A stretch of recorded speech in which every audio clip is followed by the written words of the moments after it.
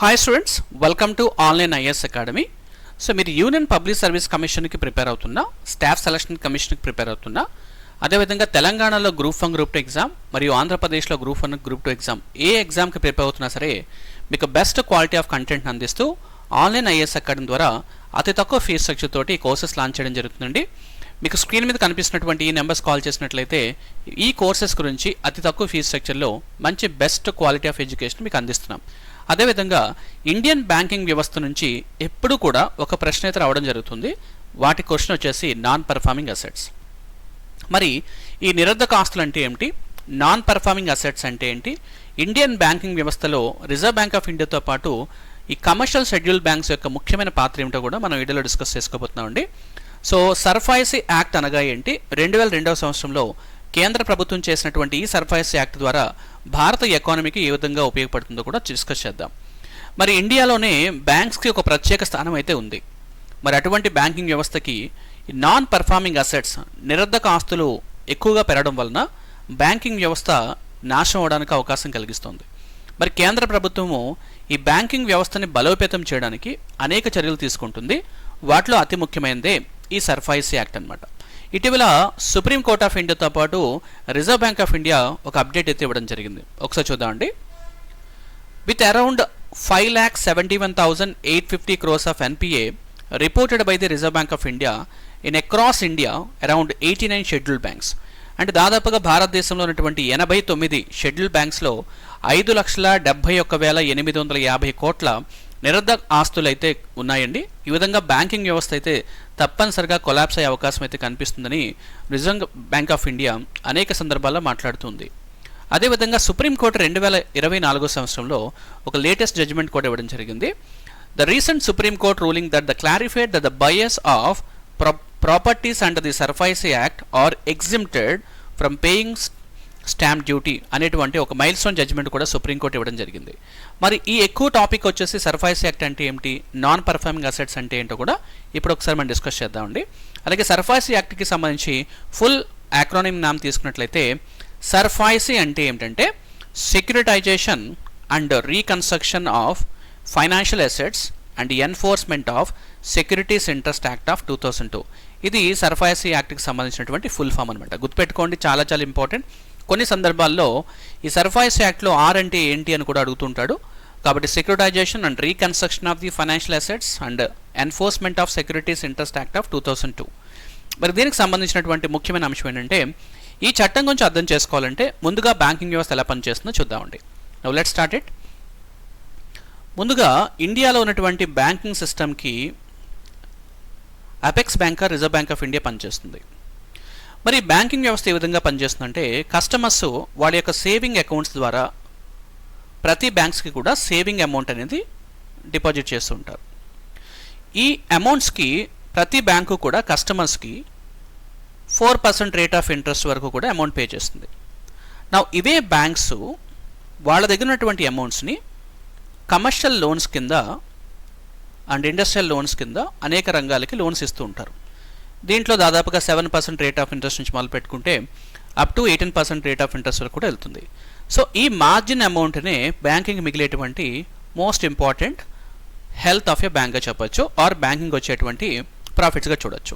అయితే ఇలా బ్యాంకింగ్ ఇచ్చేటువంటి లోన్స్లో కొన్ని బ్యాంక్స్కి సంబంధించినటువంటి లోన్స్లో ఎక్కువగా ఈ బారోవర్స్ ఎవరైతే ఉంటారో వాళ్ళు తిరిగి పే చేయడం మానేస్తూ ఉంటారు. సో వీటినే మనం ఏమంటామంటే నాన్ పర్ఫార్మింగ్ అసెట్స్గా చెప్తుంటాం. వీటిని మనం చెప్పాలి అంటే డిఫాల్టర్స్గా కూడా చెప్తుంటాం. అంటే first EMI, second EMI, third EMI తర్వాత ఈ బారోవర్స్ ఎవరైతే లోన్స్ని బ్యాంక్ సరిగ్గా పే చేయని టైంలో వాళ్ళని డిఫాల్టర్స్గా పెడుతుంటారు. ఒక ఫైనాన్షియల్ ఇన్స్టిట్యూషన్ ఇలా డిఫాల్టర్స్ కనుక ఎక్కువ పెరిగినట్లయితే ఆ లోన్ని మనం బ్యాడ్ లోన్గా కూడా పిలుస్తూ ఉంటారు అనమాట. ఈ బ్యాడ్ లోన్స్ని ట్యాకిల్ చేయడానికి బ్యాడ్ బ్యాంక్స్ అని ఏఆర్సీ లాంటి కంపెనీస్ కూడా పనిచేస్తుంటాయి. మరి ఇలాంటి బ్యాడ్ లోన్స్ని హ్యాండిల్ చేయడానికి కొన్ని సందర్భాలు ఇలా కనిపిస్తున్నాయి. Number 1, asset reconstruction company, ARC company లాంటి బ్యాడ్ బ్యాంక్స్ అంటాము.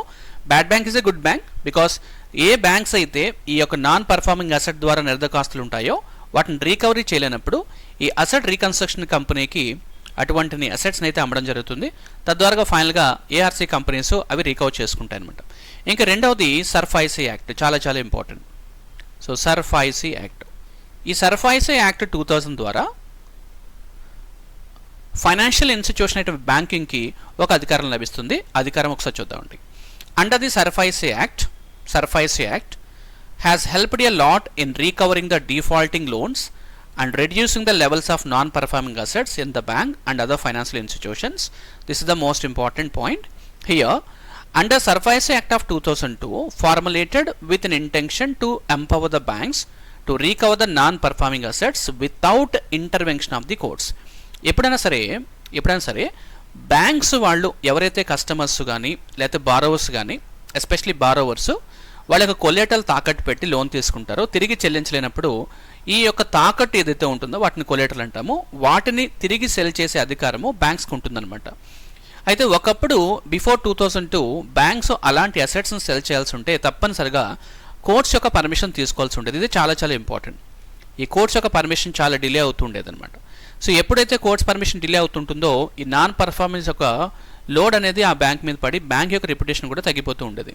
దట్స్ వై 2002 సంవత్సరంలో భారత పార్లమెంటు ఈ సర్ఫాయిసీ యాక్ట్ చేయడం ద్వారా కోర్ట్స్ యొక్క పర్మిషన్ లేకుండానే ఏ బ్యాంక్ అయితే ఈ డిఫాల్ట్స్ ఎవరైతే నాన్ పర్ఫార్మింగ్ అసెట్స్లో లోన్ క్లియర్ చేయలేకపోతున్నాడో ఆ లోన్ని డైరెక్ట్గా సెల్ చేసుకుని, దాన్ని మనం ఆక్షన్ మెథడ్ అంటాము, ఈ డైరెక్ట్గా ఆక్షన్ చేసుకునే అధికారం అయితే బ్యాంక్స్ ఇవ్వడం జరుగుతుంది. అదే సర్ఫాయిసీ యాక్ట్ యొక్క ముఖ్యమైన లక్షణం అనమాట. I think everybody getting my points. Just look at the following. ఈ పాయింట్ చాలా ఇంపార్టెంట్. సుప్రీంకోర్టు ఇచ్చినటువంటి జడ్జ్మెంట్ కూడా చూసుకోండి. ఇది కూడా ఎగ్జామినేషన్ అడుగుతుంటాడు. మరొకసారి సర్ఫాయిసీ యాక్ట్ గురించి డిస్కస్ చేద్దాం. So SARFAESI act is in Indian law. Sarfaisi Act is a full form or acronym is Securitization and Reconstruction of the Financial Assets and the Enforcement of the Securities of Interest Act 2002. The Sarfaisi Act entitles the banking institutions and other monetary bodies to sell off defaulters businesses or properties to retrieve their bad loans అనమాట. So this is about SARFAESI act అండి. So చాలా చాలా చాలా important. ప్రతి competitive ఎగ్జామ్స్లో even if you're preparing for SSC exam కానవచ్చు, railway exams కానవచ్చు, తప్పనిసరిగా సర్ఫాయిసీ యాక్ట్ ఏ సంవత్సరంలో చేయబడింది, the main objective of SARFAESI act అంటే ఏంటో తప్పనిసరిగా అడుగుతున్నాడండి. సో వీటి మీద ఒకసారి డెఫినెట్గా అవగాహన కలిగి ఉండండి. ఇంకా మరొక మన విషయం ఏంటంటే గైస్, ఇది ఆన్లైన్ యూపీఎస్సీ కోచింగ్ అనేది కేవలము 5000కి మాత్రమే అందిస్తున్నామండి. ఇది చాలా చాలా ఎక్కువ మంది పూర్వ విద్యార్థులకు ఇది ఉపయోగపడుతుంది. సో ఎవరైతే ఫైనాన్షియల్గా కాస్త ఇబ్బంది పడుతున్నారో వాళ్ళు ఒకేసారి ఇన్స్టిట్యూషన్స్కి వేల కొలది డబ్బులు పే చేయాల్సిన అవసరం లేకుండా every monthly basis 5000 rupees pay చేసుకునే విధంగా కోర్స్ అందిస్తున్నామండి. ఈ కోర్సులో ప్రధానంగా union public service commission general studies papers ఉన్నటువంటి అన్ని పేపర్స్కి కూడా ఆన్లైన్లో క్లాసెస్ అయితే అందించడం జరుగుతుంది. తద్వారా సాఫ్ట్ కాపీ మెటీరియల్స్ కూడా అందించడం జరుగుతుంది. కరెంట్ అఫైర్స్ కూడా మీకు ఎవ్రీడే అందించడం జరుగుతుంది. And all the test series topic wise కానీ సబ్జెక్ట్ వైజ్ కానీ టెస్ట్ సిరీస్ కూడా అందిస్తున్నాం. And best quality of mentorship కూడా మీకు ఈ ప్రోగ్రాంలో అందించడం జరుగుతుంది. మరి ఈ ప్రోగ్రామ్ అందుకోవాలనుకుంటే మీరు కాల్ చేసిన నెంబర్ వచ్చేసి 8341056777 8341056777 కాల్ చేయండి. ఇది union public service commission target IAS 2025 బ్యాచ్కి సంబంధించినటువంటి ముఖ్యమైన అప్డేట్ అనమాట. అదేవిధంగా మీరు ఏపీపీఎస్సీ ఎగ్జామ్కి మరి లాంగ్ టర్మ్ ప్రిపరేషన్ చేసినటువంటి అభ్యర్థులకు ఎక్కువగా ఉపయోగపడేటువంటి ఈ ఫెసిలిటీ చూసినట్లయితే ఇదంతా కూడా ఆన్లైన్ ప్లాట్ఫామ్స్ అండి. సో ఆన్లైన్లోనే మీ కోర్స్ అందించడం జరుగుతుంది. మంత్లీ కేవలం 1000 రూపీస్ పే చేసుకున్నట్లయితే మీకు దాదాపుగా 6 మంత్స్లో ఈ టోటల్ గ్రూప్ 2 కోచింగ్ అంతా కంప్లీట్ అయిపోతుంది. మీరు గ్రూప్ 1 తీసుకోవాలంటే అదనంగా మరొక 2 మంత్స్ అయితే ఉంటుంది. టోటల్గా ఎవ్రీ మంత్ 1000 రూపీస్ పే చేసుకొని ఈ టోటల్ ఏపీపీఎస్సీ ఆన్లైన్ కోర్స్ అందుకోవచ్చు. సాఫ్ట్ కాపీ మెటీరియల్స్ కూడా మీకు యాప్లో ప్రొవైడ్ చేయడం జరుగుతుంది. అండ్ ఎవ్రీడే కరెంట్ అఫైర్స్ ఉంటాయి. All the test series material కూడా అందించడం జరుగుతుంది. And best quality of education అయితే మీకు అందిస్తున్నాం. మరి ఈ కోర్స్ కావాలనుకున్నటువంటి అభ్యర్థులందరూ కూడా తప్పనిసరిగా కాల్ చేసినటువంటి ఫోన్ నెంబర్స్ 8341056777 నెంబర్ కాల్ చేయండి. మీ కోర్స్ అయితే ఈజీగా అందిస్తాం. ఇంకా తెలంగాణ పబ్లిక్ సర్వీస్ కమిషన్కి ఎవరైతే ప్రిపేర్ అవుతున్నారో వాళ్ళకు కూడా సేమ్ టైప్ ఆఫ్ ఆఫర్ని అయితే అందించడం జరుగుతుంది. కేవలం మంత్లీ 1000 రూపీస్ తోటి మీ గ్రూప్ 2 కానీ గ్రూప్ 1 కానీ ఈ కోర్స్ మొత్తాన్ని కూడా ఒక ఆర్డర్ ప్రకారంగా అందించడం జరుగుతుంది. ఆల్ క్లాసెస్ ఆన్లైన్ మోడ్లో ఉంటాయి. అన్ని సాఫ్ట్ కాపీ మెటీరియల్స్ కూడా మీకు యాప్లో అందించడం జరుగుతుంది. అండ్ రెగ్యులర్గా కరెంట్ అఫైర్స్ ఉంటాయి. కరెంట్ అఫైర్స్ డాక్యుమెంట్స్ కూడా మీకు అందించడం జరుగుతుంది. అండ్ టెస్ట్ సిరీస్ కూడా అందిస్తున్నామండి. బెస్ట్ క్వాలిటీ ఆఫ్ ఎడ్యుకేషన్ అయితే మీకు దొరుకుతుంది. సో ఈ కోర్సెస్ మీరు అందుకోవాలనుకుంటే తప్పనిసరిగా కాల్ చేయాల్సిన ఫోన్ నెంబర్ 8341056777. సో ఇది ఒకసారి ఫైనల్గా ఫీజెస్ చూసుకోండి. యూనియన్ పబ్లిక్ సర్వీస్ కమిషన్కి ప్రిపేర్ అవుతున్న అభ్యర్థులకి మంత్లీ 5000 కోర్స్ మాత్రమే. చాలా చాలా చాలా ఉపయోగకరంగా ఉంటుంది. గ్రూప్ 1 గ్రూప్ 2 ప్రిపేర్ అవుతున్న అభ్యర్థులకి 1000 రూపీస్ మంత్లీ ఉంటుంది. అండ్ తెలంగాణ ఎగ్జామ్లో గ్రూప్ 1 గ్రూప్ 2 ప్రిపేర్ అయితే 1000 రూపీస్ మాత్రమే ఉంటుంది, మంత్లీ బేసిస్ అనమాట. మరి ఈ కోర్స్ కావాలనుకున్న వాళ్ళు ఈ ఫోన్ నెంబర్ కాల్ చేయండి.